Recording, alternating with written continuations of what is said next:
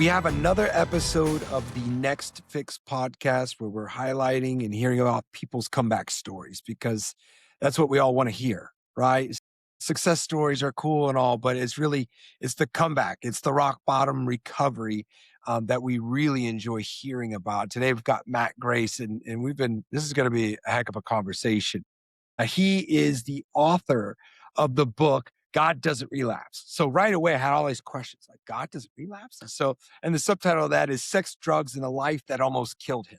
But there's a lot more to it than that, even by our brief discussion before we hit record. So first of all, though, man, I want to know how you're living, man. Where are you hailing from? Well, first of all, thanks for having me. I appreciate it. It's an honor and a privilege to get to speak about recovery. So I live in Birmingham, Michigan. It's a suburb of Detroit. Sure. Yeah. And so, people don't get into this line of work, if you want to call it that, or have the motivation or desire to write a book like you have written, right? Without some type of a comeback story. And that's what we want to hear about. We want to hear about the darkest moments, I guess. What was the genesis of you wanting to help people in recovery? Where did it all start? So as I mentioned, I was expelled from 2 preschools. So life started off real well for me. Yeah. Yeah. And my behavioral problems got worse. And so even before I picked up a drug, I didn't know how to articulate it when you're a young kid, you don't know about a spiritual malady, right? That's something that we learn and talk about later. But I felt something was broken internally, even from a young age. Right. And so my childhood was dark. I was in trouble all the time. By the time I was 9, the school therapist told my parents that she thought I would end up to be a criminal and end up in prison. Right. And I was sent to a therapist who gave me a horrible diagnosis and on and on and on. But I first started doing drugs. My best friend, who passed away, unfortunately, from the disease of addiction, he crushed a pill of Ritalin and said, "Grace, get over here and snort this." This And is that the first time ever. And so how old were you at this I was point? 16. 16, right? You said that. Okay. 16. And you're snorting Ritalin. And I can remember, I didn't even think twice. He just said, "Come over here." It was in the summertime at a friend's house. And the minute that I snorted that, I felt like it was a gift from the gods. Okay. And I Right. wanted, and what happened is, when you snort something, that was my first experience with drugs and alcohol, was crushing and snorting something. So I felt like it kind of expedited, and I just knew that I loved and fed. Right. And I gotta be honest, man, I like as much drugs and partying that I have done, you can see when something clicks or like kind of hits a person a little bit harder than the rest of the people. Like you could tell they're having a much better time than everybody else. And so this happened at 16. Like your eyes most likely just lit up, right? And you're like, oh yeah, there's nothing better than this. I'm gonna do this all the time.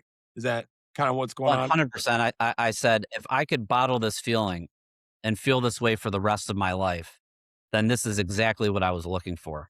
Wow. And 2 years later, I became a full blown crystal meth addict. Right. Yeah. And so it went really quickly. My disease shot out of the gun quickly. And when crystal meth just actually ravaged me, and I had to basically call my mom from school. I was out in Santa Barbara, California, where it was introduced to me. And in 6 short months, did not go to one class. I racked up a $10,000 credit card bill, and my father came out to admonish me. And he didn't, we'll get to my dad, but he really wore rose colored glasses. He didn't want to accept my addiction and wanted to sweep it under the rug. But I called my mom and I said, "If you don't fly out here tomorrow and pick me up, I'm going to die." Yeah. And because I had a psychotic break. So And, was that now, do you feel like that was a cry for help or were you just trying to perpetuate your lifestyle? the meth hit me so hard that I just, with the psychosis and, the credit card debt and taking cash advances, I was in the wrong place at the wrong time. And had I not moved back to Michigan from California, I believe I would have been dead, because and then in 1995, crystal meth really wasn't a big thing in Michigan. Okay. But you said in your book, you start with a phrase and man, it hit me like a ton of bricks. You say that the first person you did drugs with is dead and the last person that you did drugs with is dead. And then the question was, why am I still here? hmm Like, tell me a little bit more about that, man. I mean, what a phrase, man. That's wild. So it is surreal. So many of my childhood friends are dead, and I'm very raw and honest. My memoir is brutally honest and raw, but it just has to be that way because I was not a nice kid. I was actually the least likable guy out of all of my friend group. And Right. so I'm thinking to myself, the first guy I did drugs with, the best friend I'll ever have is dead. The last guy died from a fentanyl overdose. They actually found him face down in a pool of his own blood. And so I'm thinking to myself, what did I do? Right? Because a lot of times, as I'm starting this process, I have survivor's guilt, and I think to myself, if I write this book, really, who am I to gain recognition for anything? Right? I'm just I struggle with that. So I believe that I am here to I was spared to be of service with every fiber of my being, and I know that you can relate to that, and other people can relate to, what is my purpose on this planet? And I believe that it's to be of maximum service to God and to help people whenever I can, specifically men who are less fortunate than I am. Now, when you say less fortunate, how do you mean? Well, I grew up in privilege, so I'm sure you've heard of the saying, I grew up on third base Okay. with a silver spoon. Sure. And I felt like the world owed me something, and I felt entitled and I was spoiled. And when I hit rock bottom and it was suggested to me that I start giving back, and I started to cross the other side of 8 Mile, right? Because that's right. 8 Mile is a dividing line basically between people of means and poverty. And so when I started to do service work and volunteer work, and I saw how the people were living paycheck to paycheck, and it's it was easier for me to get sober with a family who's supporting me than someone who has nobody, right? Right. Felon, no money, no support, no insurance. And that opened my mind and my heart to really see what the rest of the world looks like. Yeah. Now, what a way to describe your enlightenment. Um, but I want to touch on a little bit about because as I started to read your book, there you open up with a pretty wild story. You want to tell us a little bit about that because it's My like co-author, I had a great co-author who I collaborated with for 6 months because my story was raw and I needed help kind of uh, putting it all together. sure, So I was a TV reporter for ABC for a small affiliate in Victoria, Texas, and at that time I had just discovered OxyContin, and so I had this mixture of Adderall, oxys, and vodka, wow, yeah, and I used those three substances in unison. And one day I showed up to work at 7:30 in the morning. Think I had taken 100 milligrams of oxy, probably a couple 100 milligrams of Adderall, and a half pint of vodka. I showed yeah, up to work at 7:30 in the morning. I started vomiting. I stumbled into my boss's office. I laid down on his couch and he said, "What the hell are you doing?" right.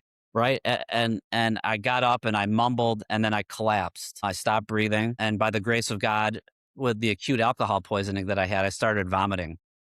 So it And was I think kind of that's what it saved was my like life. expelling all of the drugs so that it wasn't truly in your blood system yet. It was like, yeah, Well, I think I was saturated I mean, it had to have been one of the 3 things that I think I felt my breathing capacity collapsed, yeah, and I I fell down in front of my coworkers, and then I started vomiting, and I threw up on my boss, believe it or not, on his shoes, and they picked me up from my legs and from my shoulders and then dragged me outside so I didn't get any more vomit on any of the equipment in the newsroom.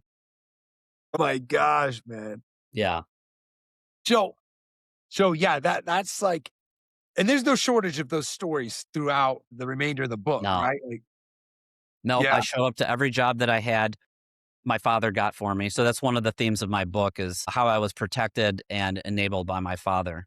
yeah, So I didn't even need a resume. My father would just call companies and get me jobs. wow, yeah, And because it's very difficult to become an on-air news reporter. But because my father was in that line of business, he called a friend of his and they just said, "Okay, we'll give him a job in Texas." Right? Not that's it. I didn't deserve the job. I didn't earn the job. I wasn't grateful for the job. And I walked through life with this entitlement and really just a bad attitude. So I say I needed a rude awakening before I had a spiritual awakening. Right. So unfortunately, there were Yeah. a lot of What did jobs that where I look? would show up, I would be drinking on the job. One of my employers would say, "What's in your orange juice bottle?" And I would say, "Don't worry about it." So, Yeah. yeah, I was really not someone who you root for in the Sure. book, but the transformation does take place. So when did that start to happen? Like when did you, to kind of use what you were speaking about, when did you start to cross over the 8 Mile bridge of your journey, right? So, everybody in my family tried to intervene on my father because he was paying all my bills and, sweeping my addiction under the rug. Towards the end, I was living with my mom at 29 years old, living in her basement, setting the world on fire, Right. not doing well. And she had one rule, which was actually a couple rules: no drugs in the house, no alcohol. And if you're not going to show up, please call. So I disappeared on a 3-day crack and alcohol binge. Wow. I walked inside Saturday morning at 11:30.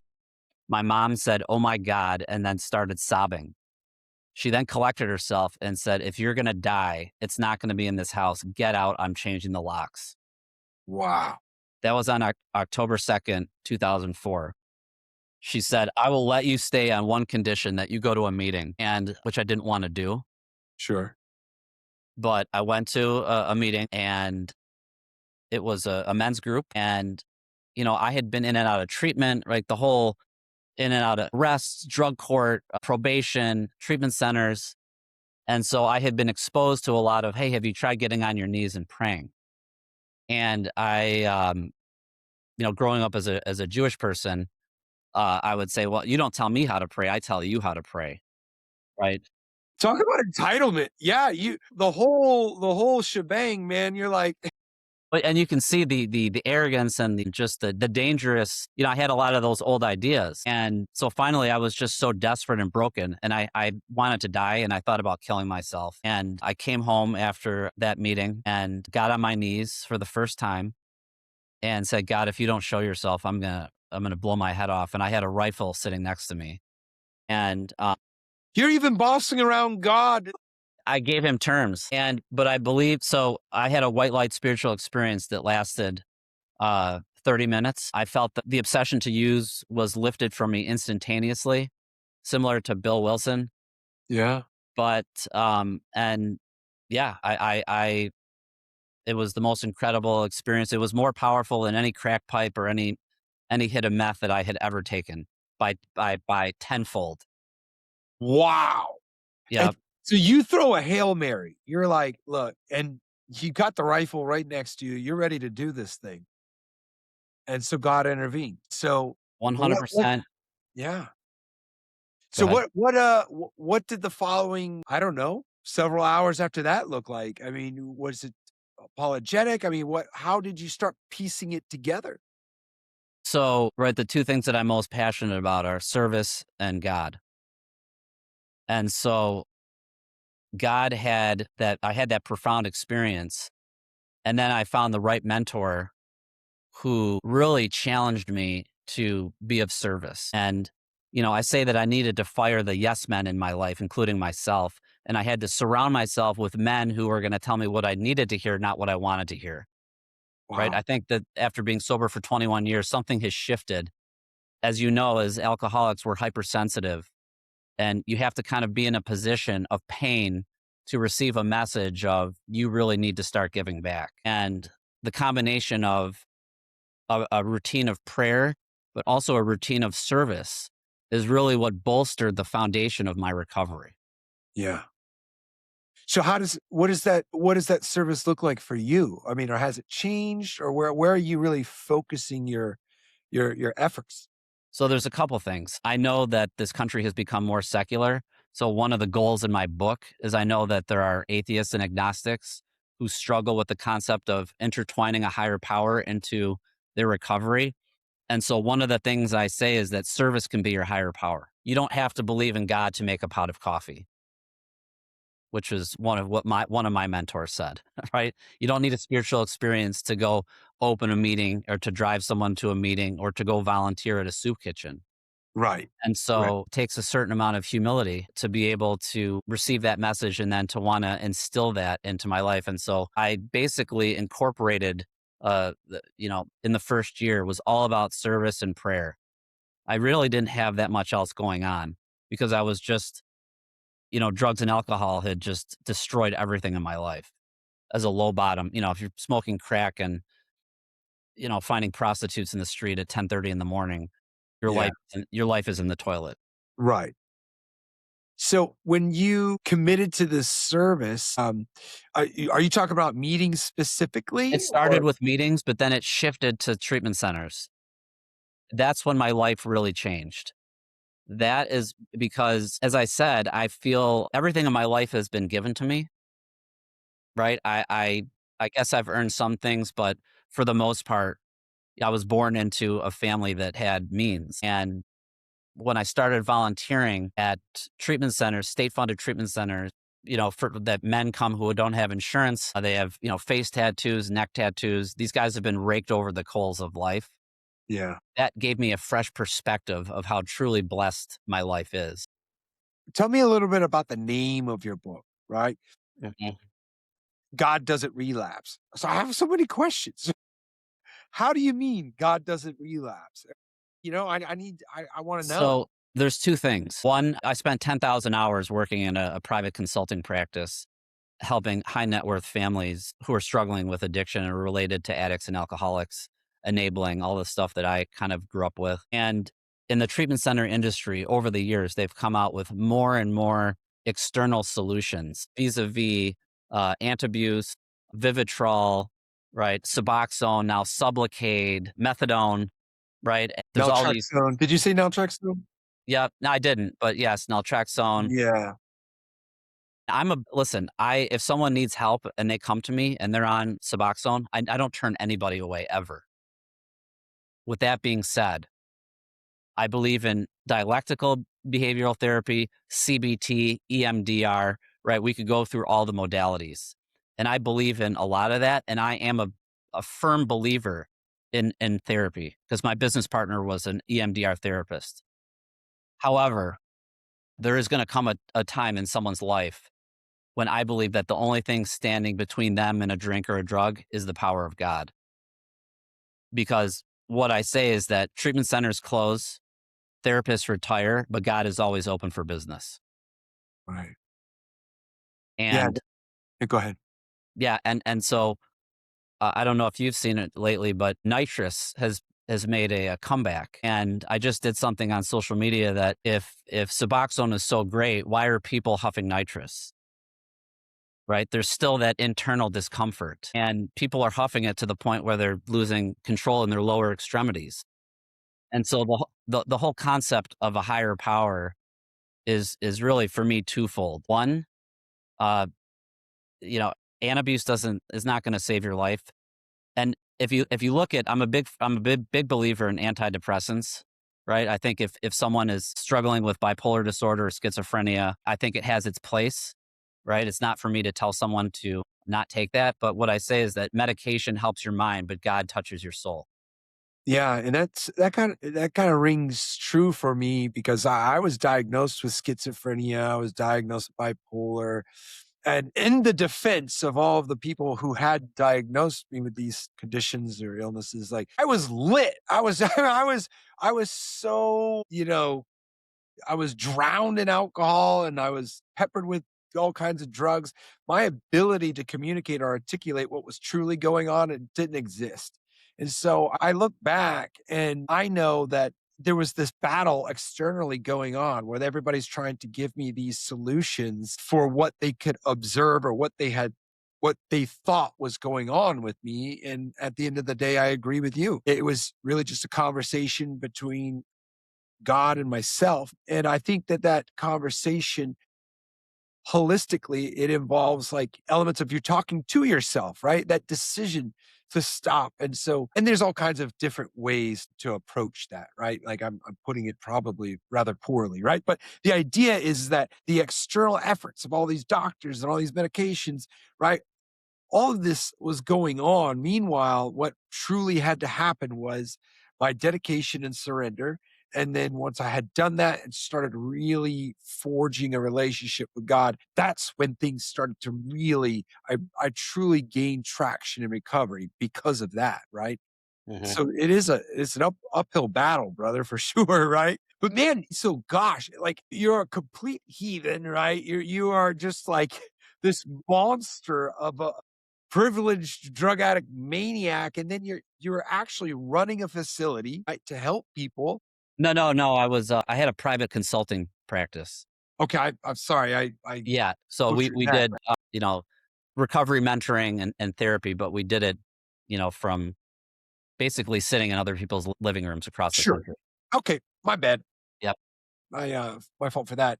However, it was the work was still, the same essentially, right? You're trying to help people that were in the place that you were at. And so tell me how the book like really like what was the genesis of the book? Like when did you realize that this is what you needed to do?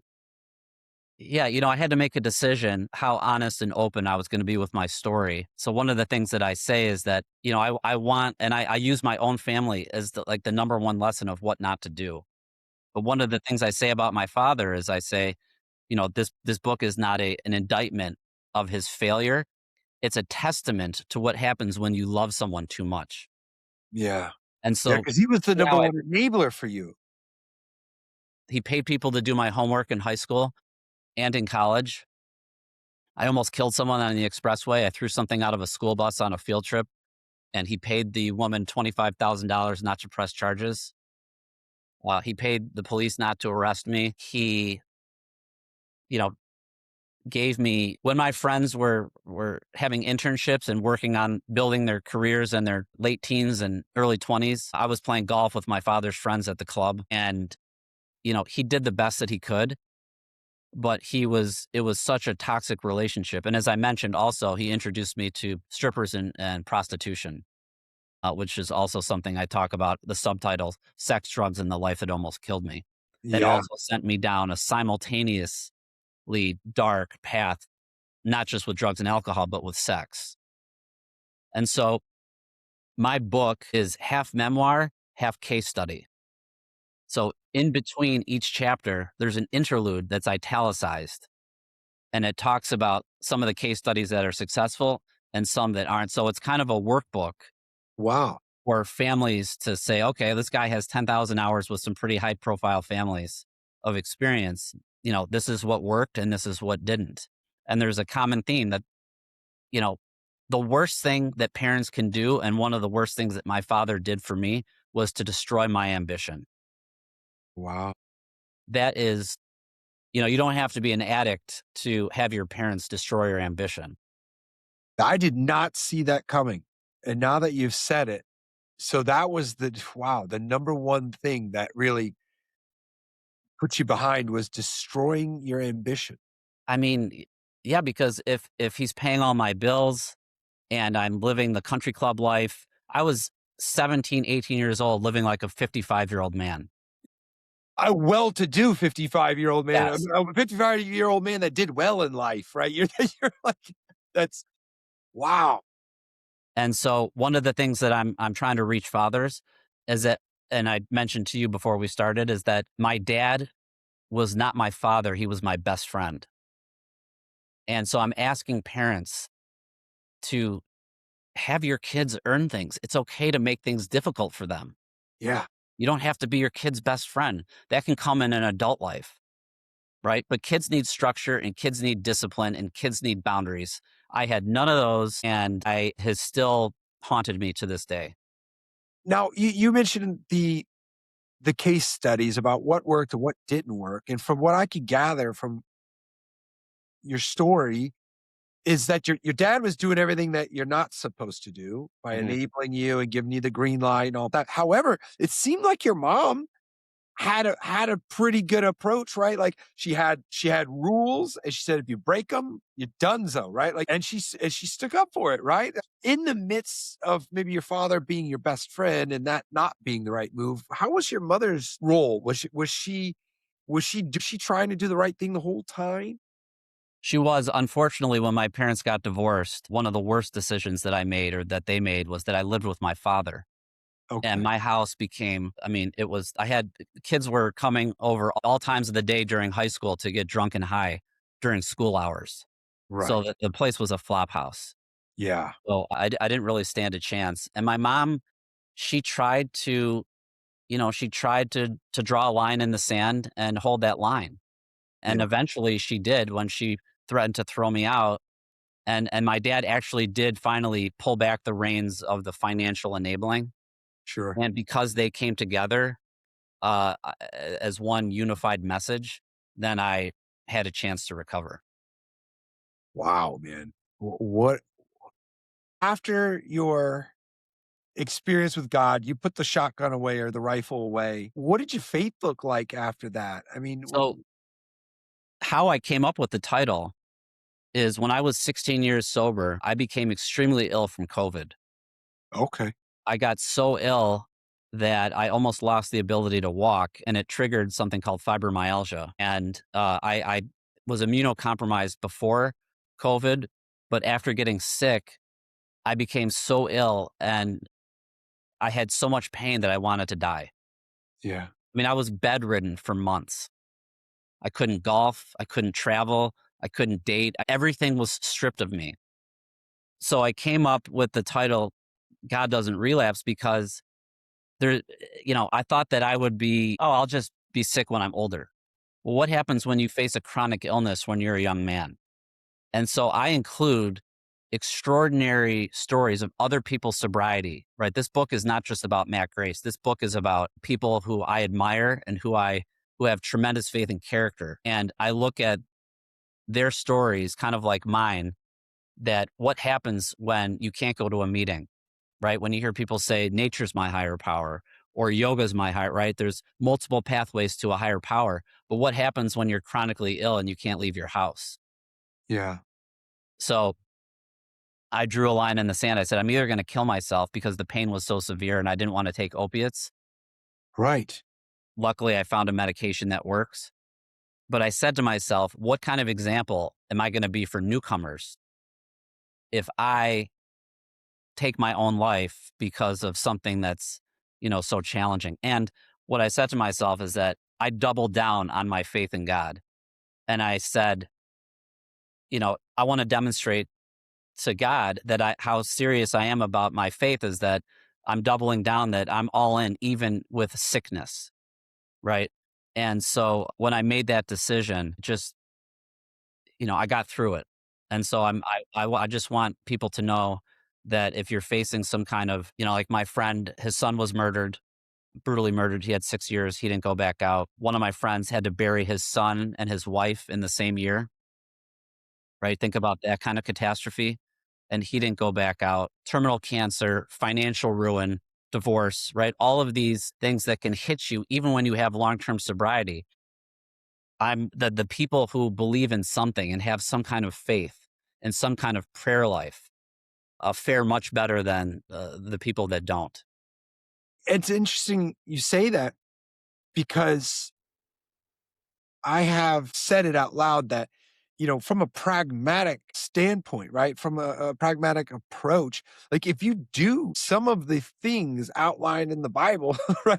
If you just do them and maybe you don't want to attach the titles or the names to any of it, it still is a great practice. Much of it is a great practice. It is a good way to live. And right. So the higher power element of things, when you get out of your own head and you realize that you are not the center of the universe, this is to me what I think is the point, right? Like when you stop thinking that everything is about you, Hmm. and this kind of it lends to your acts of service and your life of service. When you are being of service to another human, it gets you out of your own head. And so, both of these approaches, praying gets you out of your own head and you thinking that maybe you're the center of the universe. You realize that no, there is something bigger and greater than yourself. And when you do that, there's something powerful that happens.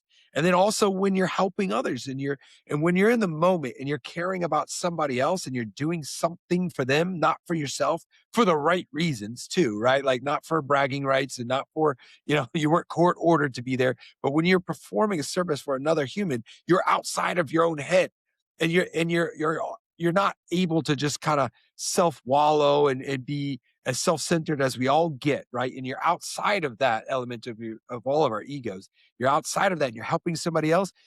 It helps. It really helps with your own conditions. And that's what I try to tell people. I'm like, the whole higher power thing. And then somebody like, oh, well, I don't need God and I don't want God to be a part of it. It's like, to your point, like, well, can you still make a pot of coffee? And it's still that, right? It's like performing something and doing something outside of yourself. It just it gets us in our minds um, to operate differently. And a lot of times that can really shake things up and people can find some success in that, just participating in something, not selfishly, right? Yeah. So what do things look like for you now? Like, so you've written the book, like, I love, man, I'm like, hadn't gotten too far in the book, obviously, but this thing is packed with like all kinds of stories and references to things that are like, I mean, I was reading the beginning of it and I was like, whoa, like and I started doing that today, right? Like, and so, with your book, right? Like, what are you talking about it? I mean, what's the plan? So right now I'm doing something called the National Sobriety Tour. And so I am speaking across the country at churches, synagogues, and nonprofit organizations, treatment centers for free. And basically talking about the three things that I'm most passionate about is to try to help families break away from enabling and how to recover together as one whole unit. Yeah, I demonstrate there's one family in particular that has been gracious enough to write me a testimonial, and I talk about their case openly with their real names. And so they're kind of like the gold standard of family recovery. sure. Here's a man who went to Wharton and Harvard, who's got 4 homes and flies on a private jet, who he and his wife had the humility to enter into family therapy and realize that they didn't know how to communicate with their son and vice versa, and they learned how to come together as one family. And it's an incredible scenario now. Sure. So I'm talking about, I'm trying to reach families. I'm trying to reach atheists and agnostics, or people who struggle with the concept of God. Is that the third thing? Is that the third thing? That I think that's, well, yeah, they're intertwined. It's service and God. Sure, sure, sure. But because there's so many people who maybe they don't like AA, or they go to SMART, or they go to Dharma recovery, whatever it is, I'm so passionate about. And I've seen people's disposition and mental affect change so dramatically in the positive way from doing service. Right, right. And there's a young man who I reference who is severely bipolar and was a chronic relapser. And I said to his sponsor, I said, why don't you get him some service positions and see if that helps?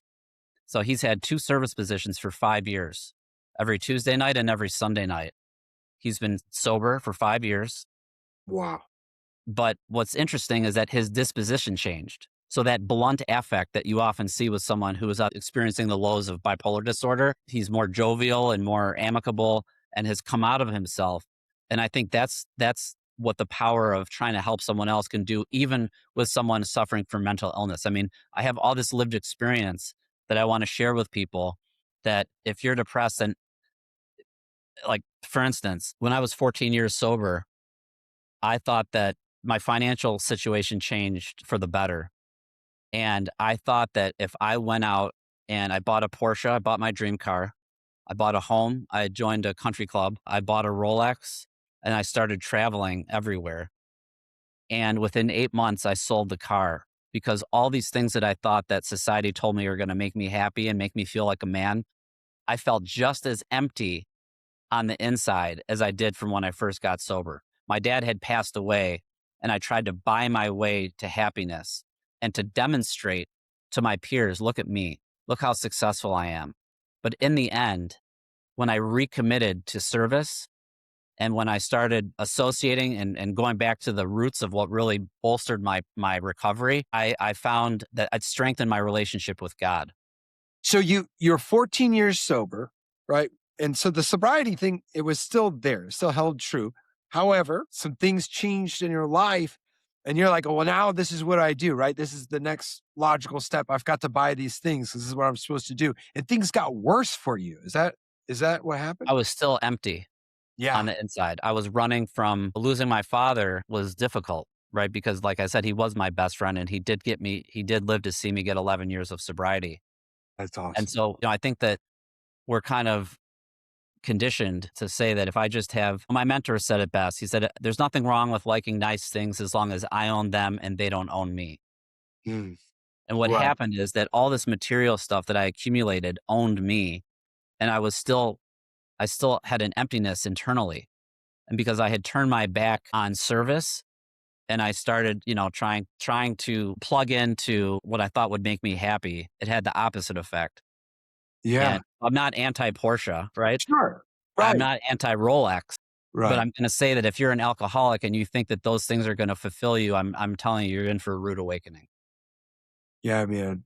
It's such a tough lesson. It's a tough pill to swallow, certainly. And so it's so impressive that you've kind of figured things out and kind of stepped away, and then it kind of reestablished or solidified the first lesson and you came back to it. And so with this tour, how does that look, man? You're going So around. if anyone's listening and they want me to come speak, they can go to mattgrace.com Okay. and there's a drop down box called the National Sobriety Tour, and they can fill in their information. And so I'll get the email and then I can set something up to come and talk. I'm speaking I love it. May at a church at the the Collegiate Marble Church in New York City. Then I'm Okay. speaking at a treatment center. I'm speaking in Jersey. So I'm willing to speak, and I'm also donating books as well to centers that may not have, they have men and women who are struggling to find insurance Right. and so I feel that I have a responsibility, and I've been given a gift. And so that's what this national sobriety tour is about. I'm hoping to inspire service among other people because, as you know, I think addicts are failing each other. So what do I mean by that? Yeah. When I go speak at a treatment center, I think there's a lack of commitment from the person with the wristband, and I think there's a lack of commitment with someone with 15 years. Yeah. A lot of my friends stopped coming around and stopped giving back, and I'm trying to inspire others to, they've got the job and the wife and the family and all the blessings. I think a lot of people forgot where they came from, Sure. and it's easy to just enjoy the fruits of your lifestyle. And I'm just trying. I think that there's nothing more powerful than one human being helping someone else. I don't think AI can ever replace that. And men need mentors. And one of the things that I say is that charities need checks, but men need mentors. Right? Love There's that, man. something more powerful than um, checks are needed. But I am most touched when I go to try to help another man who's drowning. Yeah. Well, man, you've really kicked me into gear because I've been kind of wrestling with the idea of going back to the homeless shelter that I was at for a little bit, and I keep telling myself like, "Oh, I need to go back there and talk to them," and I haven't done it, but now I gotta I'm gonna make that happen. I'm going to make that happen. But what a magnificent thing that you're doing, Matt. So mattgrace.com, this is where people can go, and you're donating the books to treatment centers and Some of them, some. I mean, it's kind of like an ebb and flow. I'm donating. Yes, I'm donating books to nonprofits and treatment centers that may, where yeah. some of the patients don't have a lot of money. You know exactly. I've actually my books go out to they go out to a couple places in Vegas that I know they buy my books like not in bulk. When I say bulk, like 20 of them, something like that, Yeah. not hundreds or anything, but they put them in there and the patients take them when they leave the facility and I'm just like, wow, it's so cool. And then you're just showing up and telling everybody about your journey and about of course the case studies that you've seen work. I mean, it's an amazing thing that you're doing, brother. And I just love that you're putting it out there. Like, hey, just reach out to me, and then and we'll go over it. And then and I don't doubt for a second that you're not the kind of person that shows up, right? Like Hmm. that's an amazing thing, man. It's such a Yeah. now. Yeah. What kind? Give me one nugget before we close out here. Like one nugget, if you were talking maybe to the younger Matt Grace, like that guy, maybe the Matt Grace living in his mom's basement, or maybe you're even the really young Matt Grace that was, having trouble in, gosh, when you were back before you even were in school, but, a younger version of you that maybe needs to hear something. What would be something that you'd like to share with that guy? Yeah. That's a great question. I think, I was not a nice kid. And so one of the things that I'm passionate about that started even before my addiction was I was a bully. And so what I would say to myself, I'd go back and say to myself is, just be nice. Be nice to you don't know what's going on with that kid. You don't know what's going on with the other kid, and be nice because I can still be pigheaded, and it's one of my character defects that I still struggle with today. So I would still say, well, I should still look in the mirror today. It's the same advice: be nice, because I can Oh, be hard wow. on people. I can be hard on people. I can be judgmental, very judgmental of maybe people's sobriety or programs. It's just to be nice. Yeah, man. Hey, yeah. To your point, it's good advice for all of us. I get caught in that loop too because we're humans, and that's why we gotta pray too. Be nice, be kind, and pray that we don't lean into those tough habits that we have. Being judgmental. But man, what an impressive guy you've turned into, my friend. I'm so excited that you're out there doing good work for people in recovery, man. And I'm gonna finish the book, right? Well, everybody, this has been I just want another. to say one thing real quickly. Yeah, brother. Please don't quit on the book. It's Yeah. because my transformation doesn't take place till the end. And so some people have said, wow, your childhood is hard to read about. So I'm just saying, please don't quit on me. I promise I change. Oh, wow. Man, now I'm definitely got I mean, like, just the first little bit that I read, I was like, "Oh my gosh, this is nuts." And then now yeah, so everybody knows, before we hit record, you were sharing some things that kinda hit me, like, in a tough way. And so I could see that little cautionary statement, I could see where you're coming from. If I can imagine what it might dig into, and it's hard stuff, but that's life, man. Like you said, it had to be that candid. It had Hmm. to, Yeah. and that's what I encourage everybody. If you could muster up enough courage to share your story, whatever it may be, it doesn't have to be gruesome. It doesn't have to be. It just has to be a good example of how somebody can come back. And that's the whole Yep. point of this thing, man.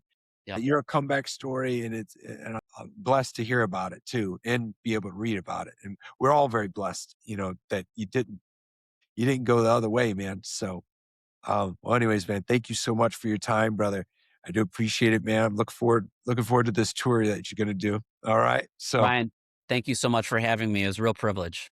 yeah, man. All All right. right, brother. Keep up the Okay. good work. All right, guys, it's been another episode of The Next Fix.